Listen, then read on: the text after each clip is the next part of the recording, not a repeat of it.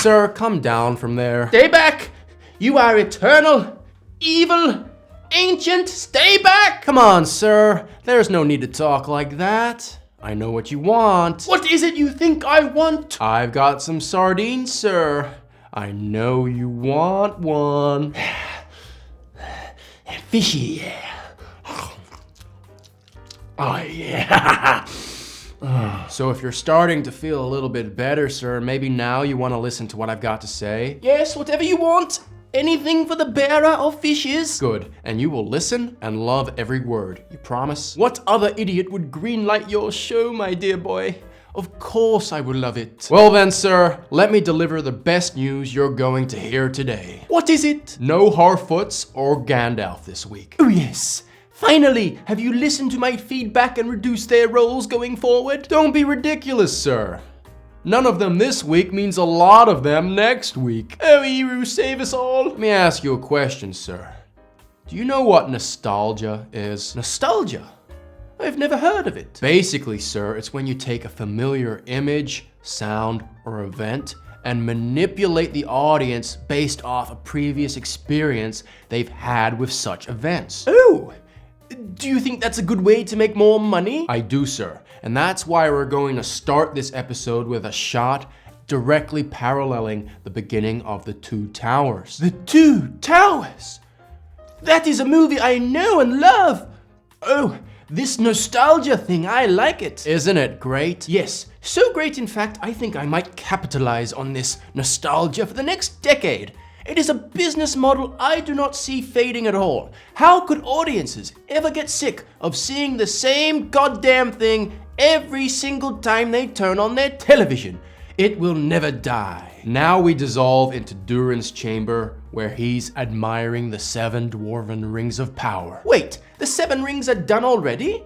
All we saw last episode was a big pot get warmed up and Anatar dropped some mithril in it. And what's your point, sir? I'm saying we have a real opportunity here to show craftsmanship taking place. Smith porn, if you will. Imagine if we brought in the world's best smiths to show us, the filmmakers, how smithing is actually done. And then we captured that in a very cinematic way. Add some epic music. There's an entire audience out there that would love that. We should not be skipping the creating of the titular rings. Sir, I can sense you're not at peace with yourself. I want to show you something. Oh? Well, sir, I found this in the depths of my loft. It seems old, ancient. Oh, yes. It looks very precious. I want you to have it, sir. How do you feel now, sir? Oh, my dear boy. I feel better. Calmer. Stronger. I'm so glad you like it, sir. I hope this positive energy continues throughout our meeting. Oh, my dear boy. It feels like having sex with a woman and coming. Tell me everything. The dwarven rings are done, and Durin chooses his own ring. But before he can take it, sir, he hears the whispers and curses coming from the other rings. Yes, I like taking the characteristics of the one ring and applying it to all other 19 rings of power, lessening the impact of the one ring itself. This will play over well in focus groups. And once Durin puts on the ring, sir, it goes to work corrupting him straight away. What does the ring do to him? Well, the rings, sir, they enhance the wearer's traits. So, Durin's greed is exemplified. But Durin never came across greedy. I mean, wasn't he the one that put an end to all the digging last season? How can he be corrupted through greed if greed was never present? Because, sir, the rings are evil. Oh my, you just took my logical breakdown of your terrible writing and turned it back around on me. Who said you can't polish a turd? And with his newfound power, sir, Durin is done. He's done waiting for his dwarves to fix the roof and let the sun in, so he's going to do it himself. And is Durin successful? Of course, sir. He manages to do this in moments. Wow, it really calls to question the ability of these highly advanced dwarven miners and engineers if they couldn't do that themselves after weeks of trying. But my dear boy, I do see what you're trying to do. You're trying to show off the power of the ring. I understand. Well done. Thank you, sir. I'm so glad you finally understand me. Only took 2 years and a few attempted murders. You cannot kill what isn't alive, sir. What? So Durin gives a speech, and he decrees the dwarves are now free of the sun's tyranny. It seems to me they really need the sun. I'm not sure calling it tyrannical is accurate. It's a metaphor, sir. Please explain. It's a figure of speech, sir, comparing two things that aren't alike and saying they are alike. No, I mean explain the... Never mind. What happens next? Do you remember the doors of Durin, sir? Oh, you're not relying on nostalgia again in place of storytelling, are you? Oh, sir, you caught me again. You're so smart. Oh, stop it, I'll ejaculate. Have I ever told you, sir, that when the light hits your hair, you look like him? Like who? Like Glorfindel, sir. Oh, my boy. Anyway, we are back in Celebrimbor's forge, yes? Yes, sir. And after a quick party celebrating the creation of the Dwarven rings, Annatar quickly presses to Celebrimbor it's time to start thinking about making rings for men. And why men? Why men indeed, sir? This is what Celebrimbor ponders. He hates men, says they're easily corruptible, and he won't do it. Is Celebrimbor a member of the Ku Klux Elf? But Annatar fires back at Celebrimbor, saying they can find men they can trust to wear the rings.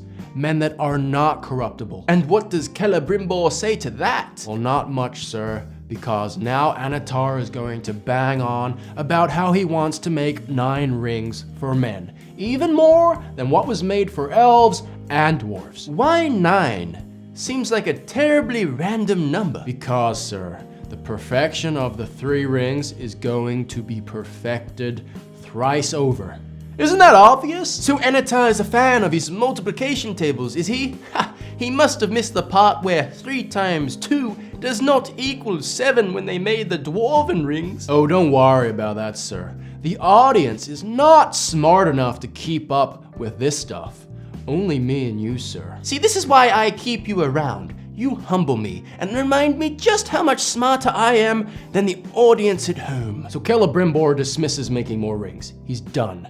But Annatar, he says, fine, I'll do it myself. Are no neurons firing in Celebrimbor's mind that maybe, this shady, shape-shifting guy that just stands in the corner all menacingly, all quiet and such, now trying to take over his forge is maybe a bad guy? Nope. Do you not think we should portray the greatest elven smith and ruler of an entire realm as somewhat intelligent, maybe?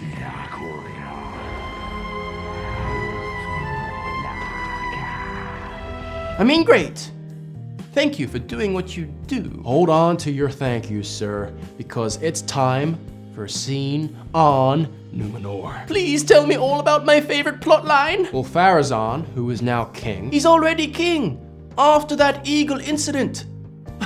This is why you're such a good writer, not wasting any time. I told you not to thank me too soon, sir, because Pharazôn, he's looking out over the ocean, pondering his mortality, and now we see the plot point for, spoiler alert, the downfall of Numenor. Isn't this a massive part of Tolkien's lore, the downfall of Numenor? And you just want to skip all that epicness and have Pharazôn's motivation just be he wants immortality from the very beginning? Yep. Once again, on behalf of all fans worldwide, thank you. And now we get an intimate scene where Miriel thinks the future has changed because Elendil did not see the flooding of Numenor in the Palantir. So the Palantir, which in the books is just a communication device, is now some future-seeing orb that tells the future to whoever touches it? You see, it's changes like this, my dear boy, that endear all of us to you. This information, sir, it shakes Elendil. He's out of his depth. Oh no! But Miriel touches him, and he hardens up. Oh! And without wasting any more time, sir, Wait, please tell me we're still in Numenor. I'm just so engrossed right now. Of course, sir. We're about to witness anybody loyal to Miriel be stripped of their rank, including Elendil. Who could possibly have the authority to do this? Why, Tits McGee, sir. Tits McGee! The daughter of Queen Muriel's biggest supporter? The very same, sir. And she's now evil, having sided with Pharazôn. Whatever will happen next? Well, Elendil's former shipmates are going to thank him after he's stripped of duty. We never really saw Elendil get close or command any of these men. You know what? I'm sure this scene will not fall flat and be an example of embarrassing filmmaking. Sir, I don't want to disappoint you, but we have to travel across the pond back to Middle-earth. I promise, we're going to come back to Numenor. Don't get too upset. Oh, okay. But please promise me we're going to come back. I must know what happens next. Let's go back to Lindon, sir, where Extra 217 is womansplaining to Gil-galad exactly what he should do with his army. Oh, extras these days. So much sass. We see a random shot of Elrond running. And? Well, that's it. So there's nothing more you want to show of Elrond? Just a random clip of him running in the woods? Well, sir, he's running back to Lindon to warn Gil-galad that Adar's army is on the march.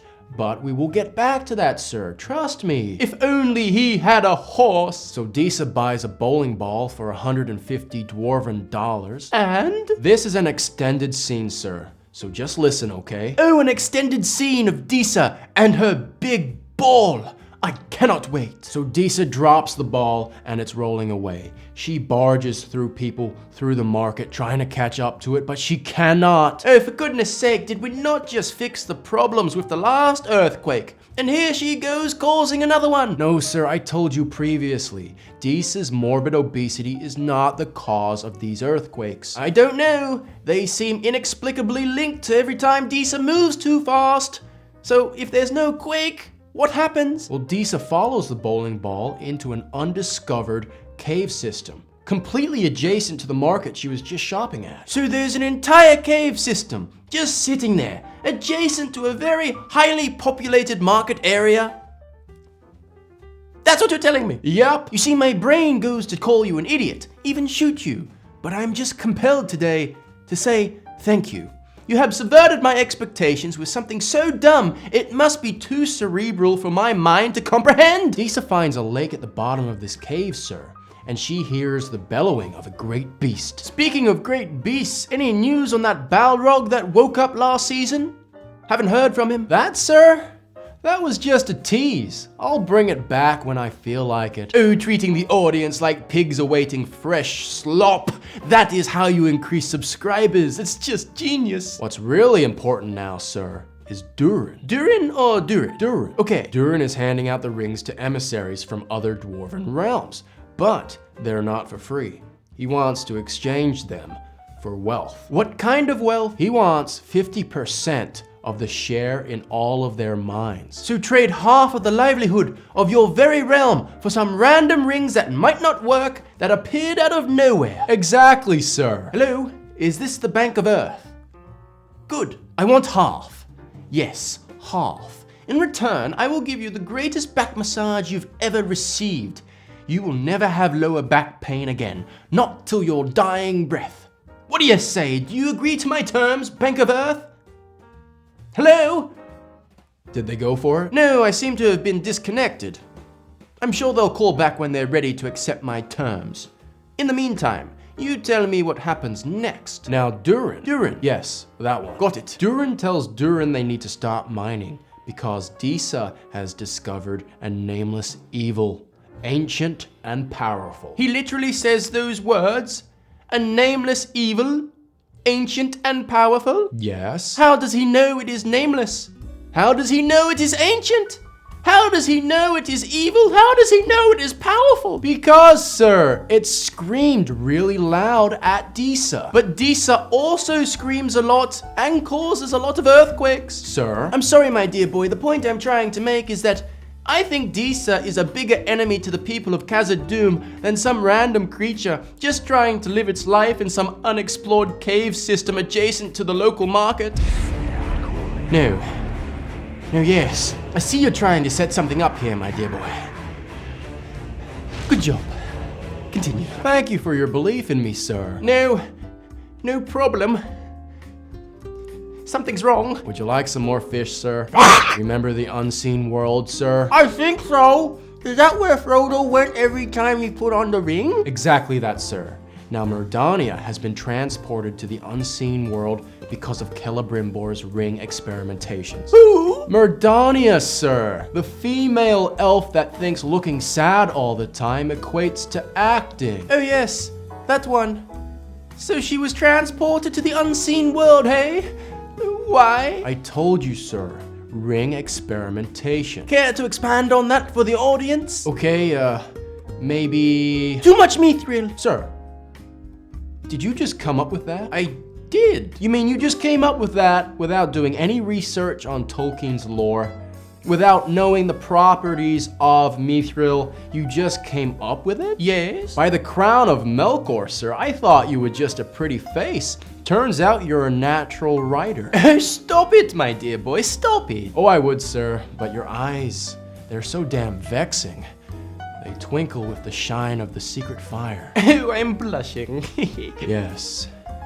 And those lips, those lips that just say, I eat ass. Oh my god.